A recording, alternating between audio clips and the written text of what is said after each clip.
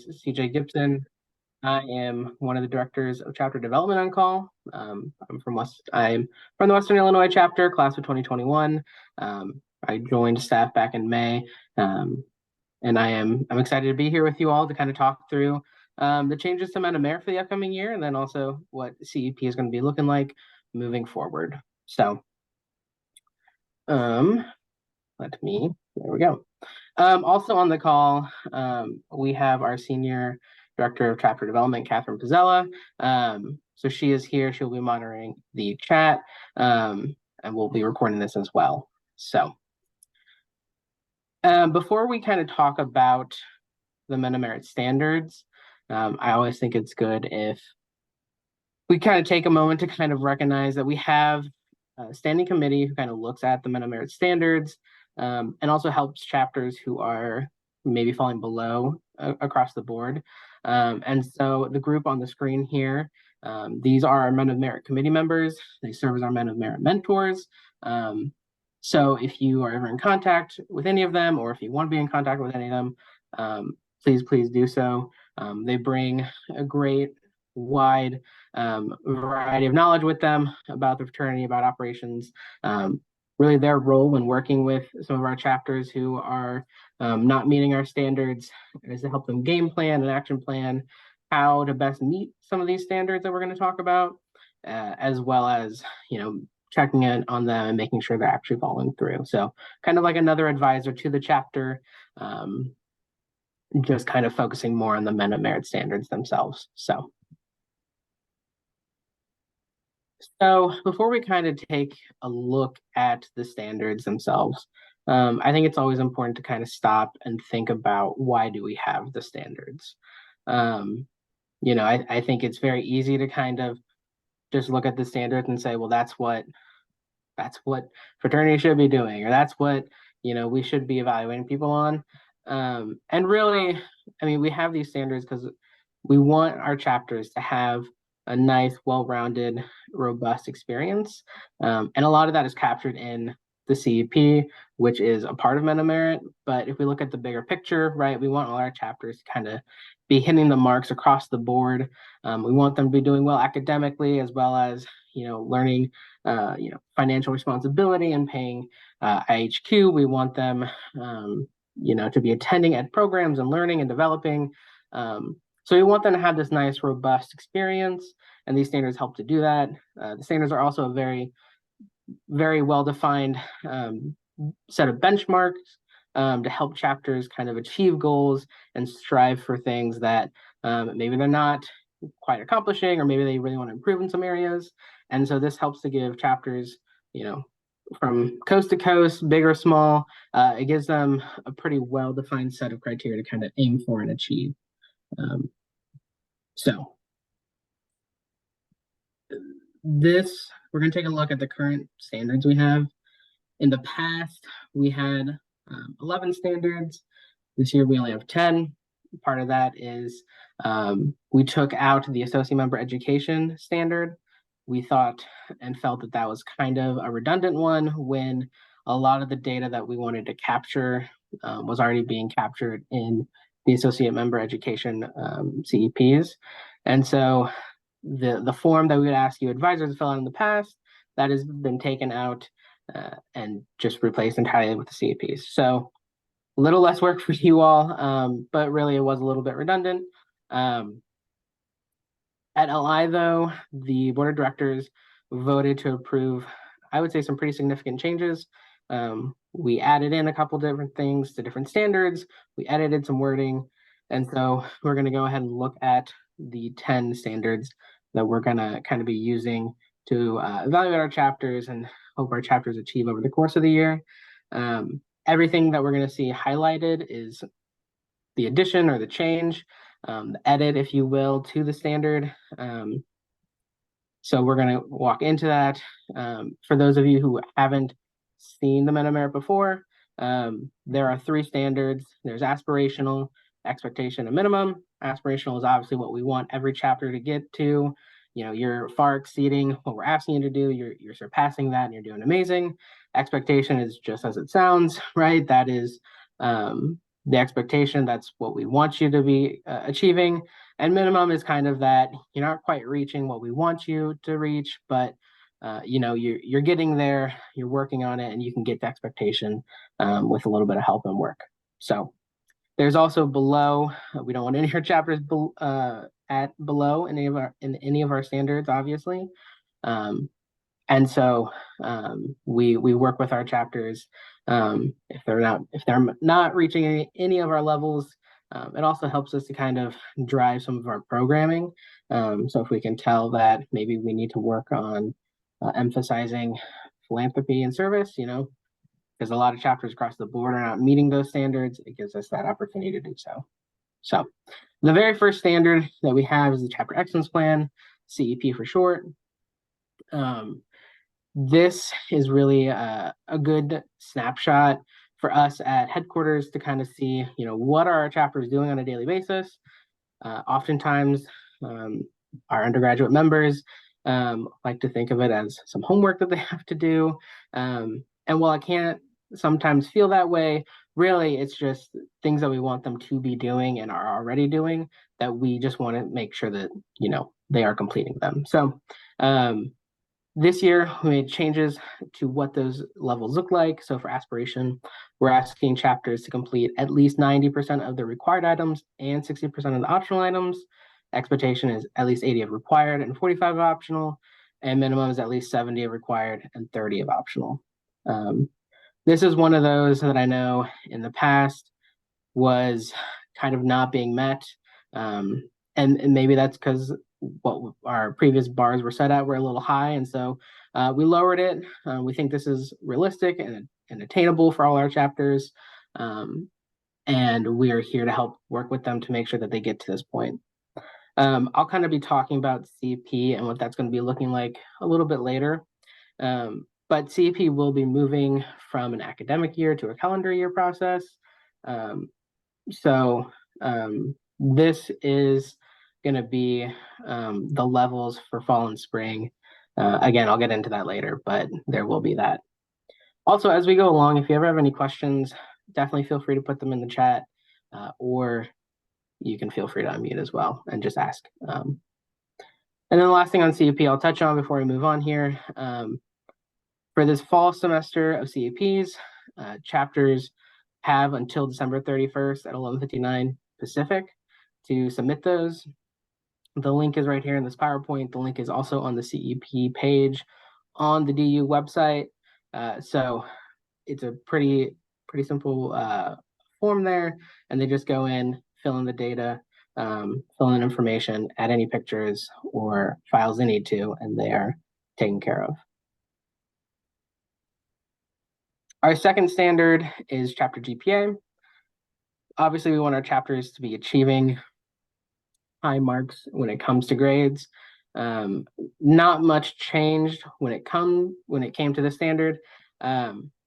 Aspiration is the chapter's GPA is the highest fraternity GPA on campus, or it exceeds the all undergraduate GPA. In the past, there was also a little phrase at the end that said, whichever is lower of the two. We took that out to kind of clear up wording, just make it a little bit easier to understand. So aspiration is just the highest fraternity GPA on campus, or it exceeds the all undergraduate GPA. Expectation is chapter's GPA meets or exceeds the all men's or all fraternity, whichever is higher. And minimum is the opposite. The chapter GPAs meets or exceeds the all men's or all fraternity, whichever is lower. Again, we want our chapters to be meeting these marks. The big thing when it comes to chapter GPA is that we don't always get the grade reports sent to us. So as we go throughout the year, at the end of the fall semester, or if you're on the quarter system after your first quarter or second quarter, please send your grade reports into me. I don't necessarily need the grade reports of the individual members. Really, I need kind of if your campus provides it, a campus GPA report that kind of gives some of these data points that we're looking for. But any grade report that you have and you're able to pass on will help in the long run. So please, when you get those, bring them in. I know when it comes to kind of the spring, oftentimes it can be hard. Typically our deadline for spring grade reports is June 1st. And campuses don't always provide the GPA reports by the 1st. So if you get reports after that, please still send them in. We can update after the fact. But once you get those, please pass them on. We can record that for the chapter. I'll talk about it here in a minute too, but the grade reports are also important when it comes to chapter membership size, because that's typically where we pull some of the data from for that standard as well. The next standard is program attendance. So the big thing that we changed or added to this standard in particular is to include a statement about holding a building betterment retreat in X number of years. We have seen that helps to kind of grow the commitment and kind of bring undergraduates closer to the fraternity, kind of at a broader international scope, since not every member is able to go to some of these larger ed programs like LI or Dual or RLA. And so having a building betterment retreat with the whole chapter really helps to bring them closer to the fraternity, but also just closer to their individual local chapter as well. So for aspiration, we are asking for US chapters to send at least 12 members to ed programs throughout the course of the year, Canadian chapters 8, and then in order to be aspirational as well, you have to hold a building betterment retreat in the last 3 years. Expectation is 10 members at ed programs for US chapters and 6 for Canadian. And then the difference here is a building betterment retreat in the last 4 years.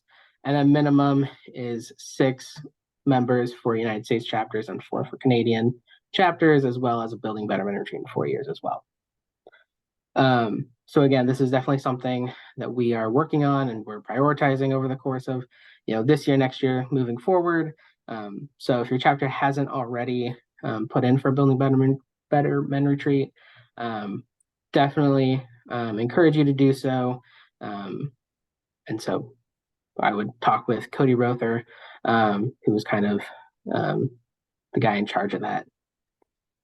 Something else to keep in mind as we're thinking about program attendance, in order to meet any of these levels, every chapter is expected to have 1 delegate at Leadership Institute and 1 member at President's Academy. That means that if a chapter does not send anybody to Leadership Institute, but they send 15 members to all, to the whole variety of ed programs that we offer, and they're a US chapter, they would still fall below because they did not have anybody at LI. So definitely having members at Leadership Institute and at President's Academy, really important for this standard.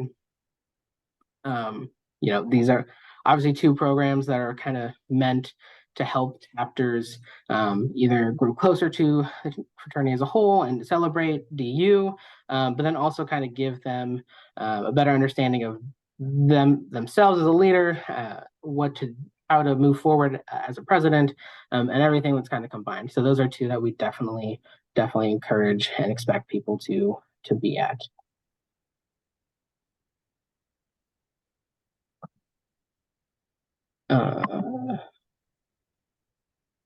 There we go. The next standard is service. So aspirational is chapter supports a local charitable partner and conducts an average of 15 hours of service per member per year. Expectation is chapter supports a local charitable partner and conducts an average of 10 hours of service per member per year. And the minimum is chapter just conducts an average of 5 hours of service per member per year. This again was a standard that might have been a little too high last year, as a lot of chapters didn't meet this. So we wanted to lower it and make it a little bit more achievable, attainable. This is definitely something that chapters should already be doing. Also, something to know, because a lot of questions come up, especially from our undergraduates, of do I have to do 10 hours of service each semester? The answer is no. It says per year. So at the chapter level, you will know how to best split that up. Could be an average of 5 per member per semester. Maybe in the spring, you already know that there's going to be a big service event that the chapter always participates in, that a lot of hours will come from. You can plan accordingly. but this is a per year basis, so between fall and spring. The deadline for this is June 1st. Typically, we ask the Vice President of External Relations, or if you have Community Service Philanthropy Chair, they kind of compile a spreadsheet. Typically, it looks like each member's name, the event that they participated in, how many hours, and so on and so forth, to just kind of tally it up and send it in to us. The next one, of course, is philanthropy, right? This one also did not change a whole lot. Aspiration is at least $3,000 towards philanthropic endeavors, with at least $2,500 of that going to GSI. Expectation is the chapter raises at least $1,000 for the GSI, and then minimum is chapter raises at least $500 for a charity of their choice. Obviously, our international philanthropy is the Global Service Initiative. We want chapters to be raising money for this cause, and that's something that is near and dear to us. However, we also recognize that there might be some local charities that chapters want to support or have supported for years, and so we definitely want to encourage you to continue to do so.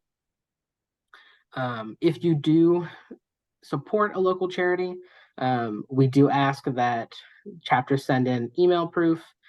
Typically, it's an email or maybe it's a letter from the charity that they sent money to, acknowledging they received X amount of dollars from the Delta Upsilon chapter.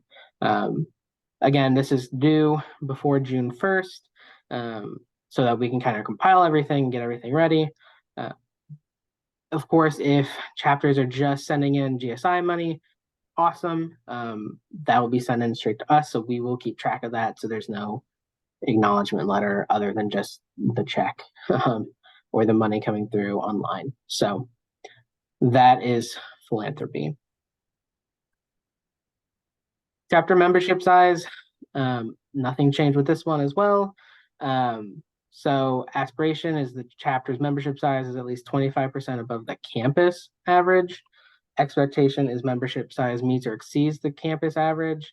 And at minimum, we want chapter membership size to be no more than 10% below the campus average, or 35 members, whichever is higher. Again, getting the grade reports in is a huge, huge, huge help when it comes, especially to this one. Obviously, we are not on campuses. We do not have all the data of all the chapters on any single campus. And so getting the grade report that says there are 35 members in this fraternity, 37 in this one, 50 in this one, that helps us to be able to kind of determine where chapters are at. If we don't get those in, typically we have to assess a chapter against 35 members, which can be fine for some chapters, but for others, it might hurt. And so definitely getting any grade reports in that has those numbers, please do. This is also based off of the rosters that chapters send in and keep on file with us. So making sure that is up to date as frequently as possible is also important, so that way you are getting an accurate representation of what the chapter size currently is versus maybe what it was 2 semesters ago. Our 7th standard is loss prevention. There's no changes here. There's only one thing, and that's expectation. We expect our chapters to have no loss prevention policy violations. And if a chapter facility is being operated, that substance-free housing has been implemented, unless it's on the waiver. There are only a handful of chapters on the waiver. And typically, if you're on the waiver, you're on the waiver. So if you have any sort of facility, that needs to be substance-free, and there are no loss prevention violations. This is tracked on our end, based off incident reports as they come in. Either Catherine kind of adjudicates them on our side or works with the university, and the university adjudicates it on their side as well. So the 8th standard is advisory support. This is the only one that is entirely in the hands of you as advisors. There is an external form that is sent out closer towards the end of the academic year that kind of captures the information that is on the screen. So for aspiration, we ask that a chapter advisory board has a total of 8 members, 1 per undergraduate officer, with at least 3 of those in weekly contact with the chapter. And if there's a property being operated, there's a separate housing board. One thing that kind of changed on these for this year is the last sentence talking about participating in the fraternity-led advisors webinar. Obviously, we're revamping these, and this counts towards it. So if you're here, great. That's already 1. And so for aspiration, it's 3, participate in 3. Expectation is total advisory board of 5 members with 1 in weekly contact and a separate housing board if a property is being operated. And then advisors participate in at least 2 fraternity-led webinars yearly. And at minimum, we want there to be a chapter advisory board of 3 members with 1 in contact and a separate housing board if a property is operated, where advisors participate in at least 1 fraternity-led advisor webinar yearly. Something to note is, the expectation is a total of 5 members on the advisory board. That just means that at 2 of these webinars, we ask that the advisory board is represented. So if 2 people from your chapter advisory board came to this webinar, that is a check mark there next to expectation of being at 2 fraternity-led webinars. Obviously, we still want everybody to come to as many webinars as possible, right?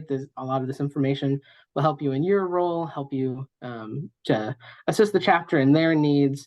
So we highly, highly encourage you to come to as many of these as possible to grow. But to meet the standards, again, minimum is just 1 between the entire board. Expectation is 2 between the entire board, and aspiration is 3 between the entire board.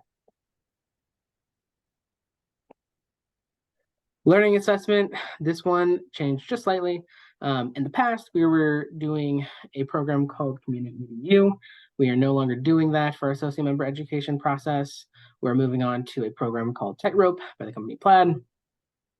And so for the learning assessment, our aspiration is that chapters have 95% completion of Tightrope and 95% completion of the membership outcomes assessment. Expectation is 85 of both, and minimum is 60 of both. Something else to note on this is all members who did not complete Community EDU in the past, but were expected to, will be expected to complete Tightrope, and kind of will be held against the 85% if they do not complete it. So if you know of members who have not, they are expected to complete Tightrope. Something that is nice about Tightrope is that president and vice president of membership education will have the ability to kind of track who has completed and who hasn't completed Tightrope. And I believe advisors should as well. Catherine, if you want to put in the chat, but I'm pretty sure you as advisors will also have that ability. We on our end will also still have that ability, but we also want to make sure that we're giving you that opportunity to take this by the reins and really make sure that you are following up with who you need to follow up with, and you're not waiting on us. So that is that.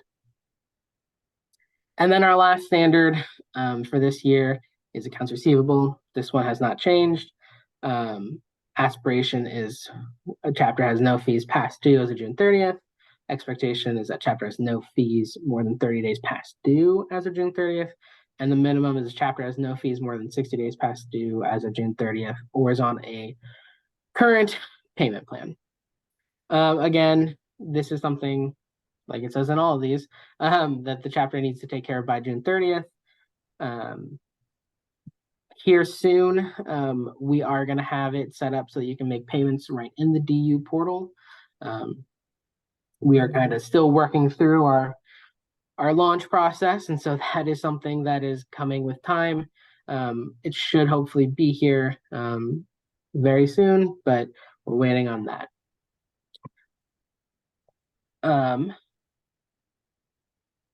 Does anybody have any questions on any of these 10 standards or anything associated with them before I move on to the Chapter Excellence Plan? CJ, I have a question. This is Dan Ladendorf from Indiana. Yeah, hi.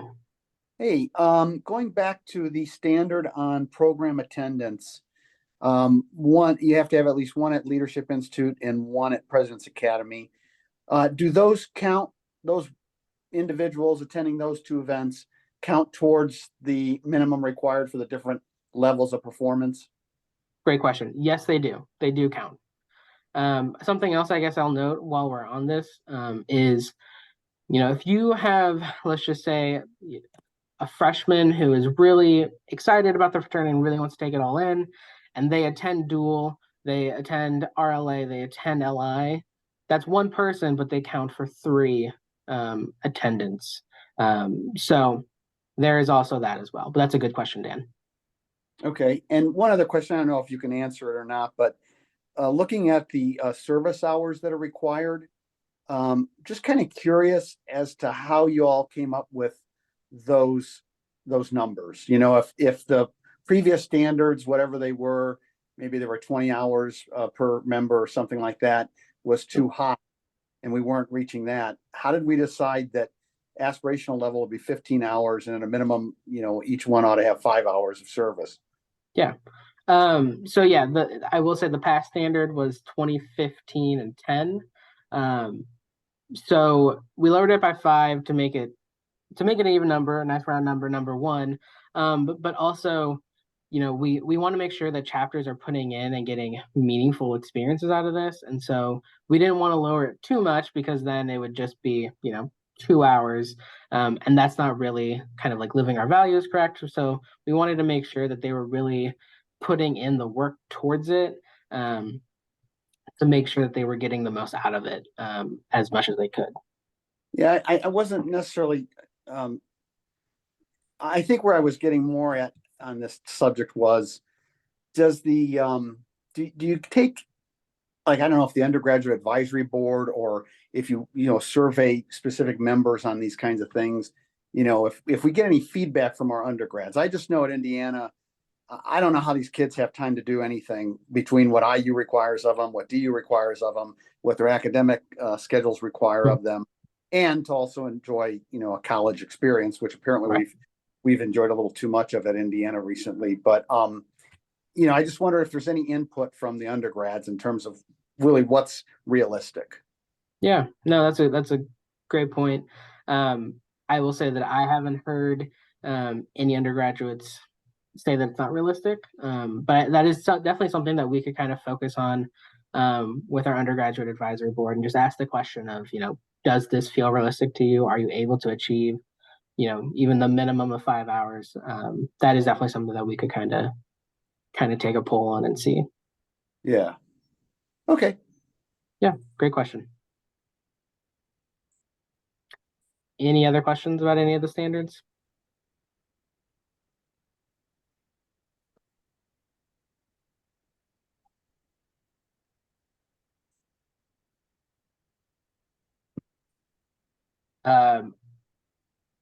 Yes, Brian, yes. Catherine got that before me. Yep. So if there are no other questions about the standards themselves, we will kind of go ahead and start to look at CEP and what that's going to look like moving forward. So like I said, CEP is moving to a calendar year as opposed to an academic year. We did that mainly because a lot of transitions of our undergraduate boards, our officers transition in November, December. And so this kind of better aligns with that transition period. We heard a lot of chapters coming in and saying, well, the guys in the fall didn't do anything, so now we have to kind of do everything in the spring, and then that cycle kind of repeat. And so this way it kind of puts it on one board at a time to really plan out what they're going to do and work and to achieve everything that we're going to be asking of them moving forward. But so starting in January, the new process will start. There is still this fall semester.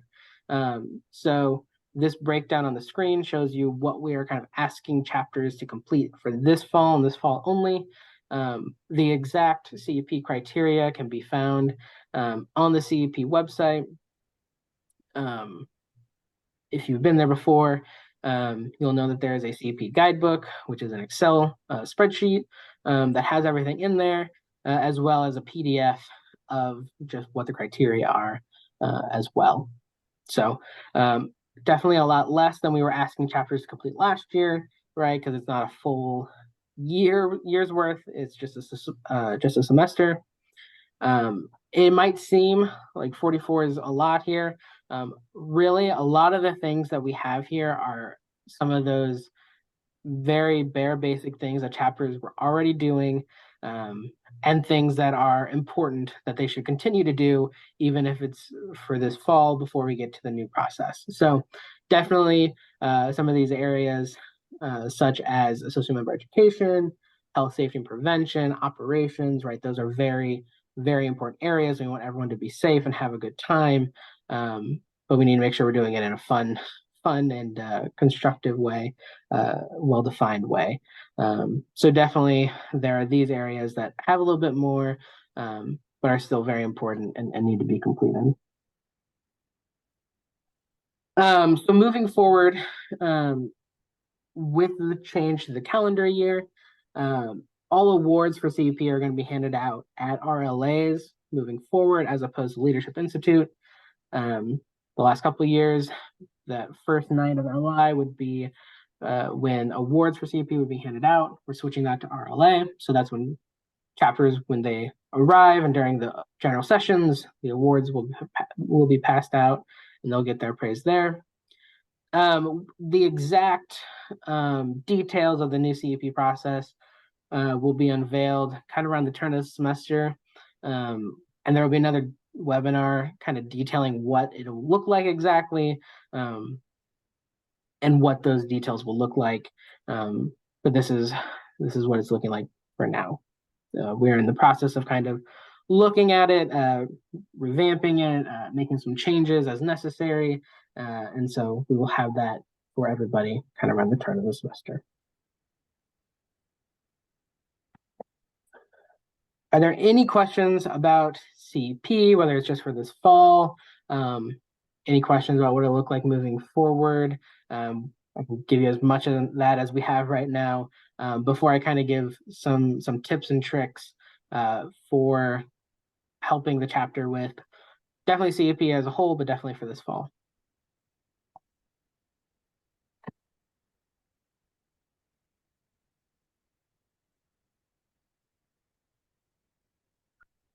Okay. Well, then as advisors, definitely we want you to be working with your executive board to make sure that CEPs are being completed. Always the best thing to do is, and the first thing that you should be doing if you're not already, is sitting down with the board to identify what officers are going to be responsible for which criteria. In the past, we had it broken out by positions. We since switched to categories. And obviously some categories still are kind of a natural fit for certain positions, right? Like academics is going to fall under academic excellence. Recruitment is going to fall under recruitment. So definitely there are those natural fit criteria there, but there are still criteria that can be really left open for any officers, or for multiple officers. And so really taking the time to sit down at this point in the semester, and saying, okay, who's going to be responsible for what? Once you kind of have that planned out, you really want to sit down and say, okay, we know who's going to be doing what, who is going to be responsible for kind of tracking all of this, right? This is not the person who submits everything. This is just the person who kind of checks in with officers at executive board meetings saying, okay, hey, where are you at with your CEPs? You know, I know last week you were working on this one. Did you submit it? Great. Did you hear back yet? All right, cool. Oftentimes the easiest way to do this, that I found at least, is to take the CEP guidebook, that spreadsheet, and kind of code it to whatever makes sense for the chapter. Typically, one color for this has been submitted, another for this has been approved, another for this has been rejected. whatever makes sense to the chapter.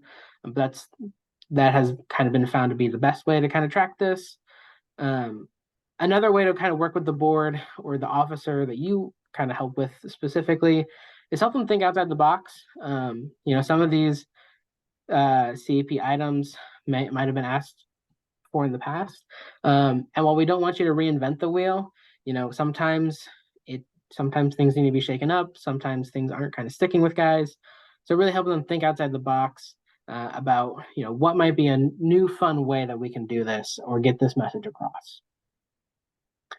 At the same time, right, if they're, especially some of the health, safety, and prevention CEP items, if the university is already asking the chapter to complete or attend a speaker on hazing, you don't need to bring in a whole new hazing speaker. You can just count, as long as you can summarize, what they talked about, how many people in the chapter went, you can count that towards CEP. You don't need to double the work. You don't need to make it harder on yourselves.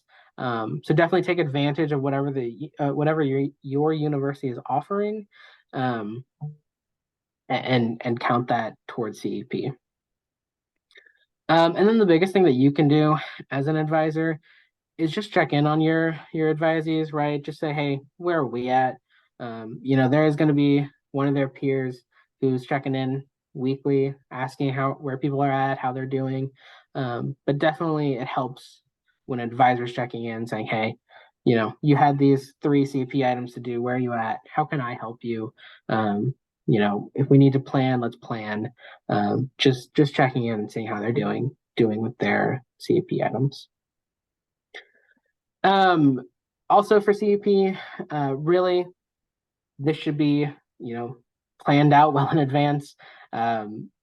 It's supposed to be a planning tool, right? Just like the standards are there to help give a robust experience. So are the CEP items.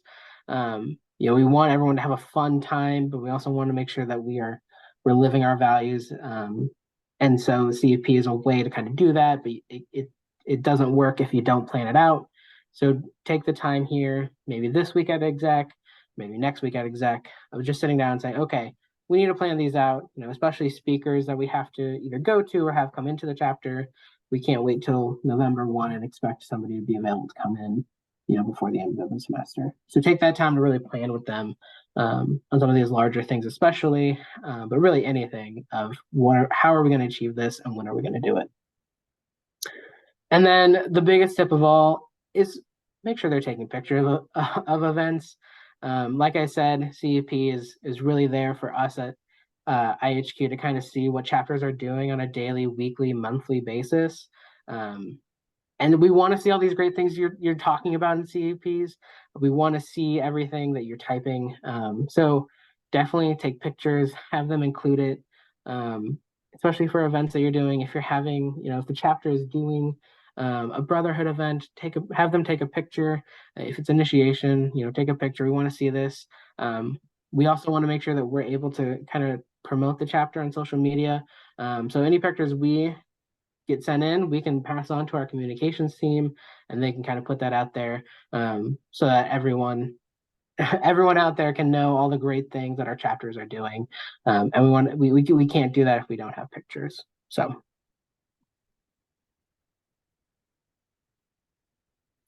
a lot of information there over the course of the last 45 minutes. Are there any questions about Men of Merit or CEP as it relates to the whole group? If you have specific questions, I'll stay on for a couple of minutes and we can talk through some of these things. But any last questions as we kind of wrap up here?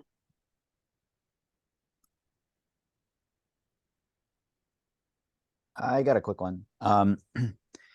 When submissions get denied or something like that, is there like specific feedback about the submissions, like why it was denied? Or because looking at what was sent to the chapter this past summer, it kind of just said what was already expected for the criteria.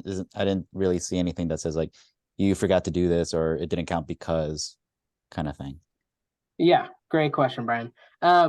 Oftentimes, it kind of depends on the grader, I guess, first off and foremost.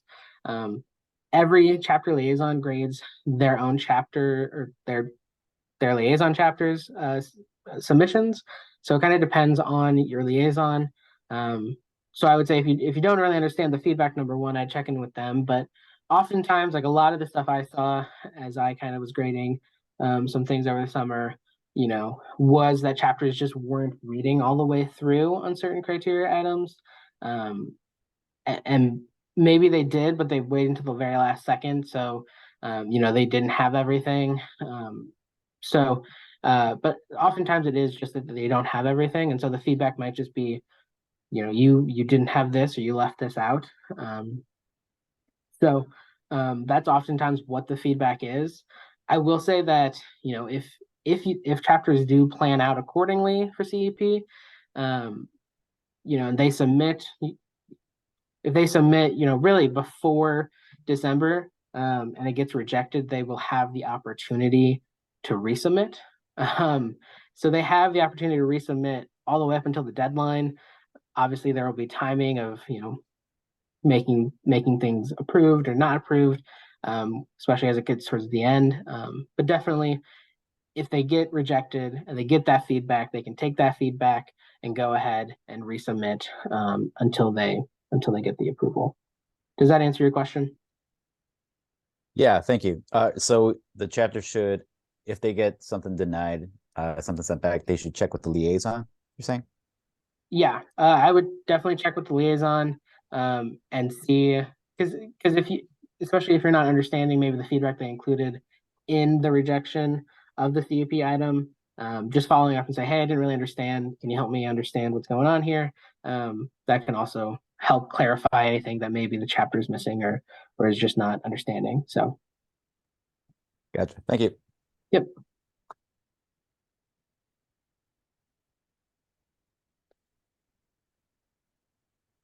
Any last questions? Well, I want to say thank you, everybody. Much appreciated of you taking your time out. The last thing I will share kind of about all of this is we are hoping to get a lot of these external forms up and into the DU portal over the course of the next couple months. That is going to be a long process. We're still trying to work out, when exactly things will be uploaded and all that, and we will keep you appraised as it happens. But for the time being, if this is not your first rodeo with the Meta Merit standards, I would expect it to kind of be similar to last year, unless otherwise noted, with external forms and stuff. But we are hoping to eventually put it on the portal to make it easier, a little bit more efficient for everybody. But again, we will make sure to let everybody know when that exactly happens. So if there are no other questions, I will let you all get back to your evening. Thank you so much for taking the time and have a good rest of your night.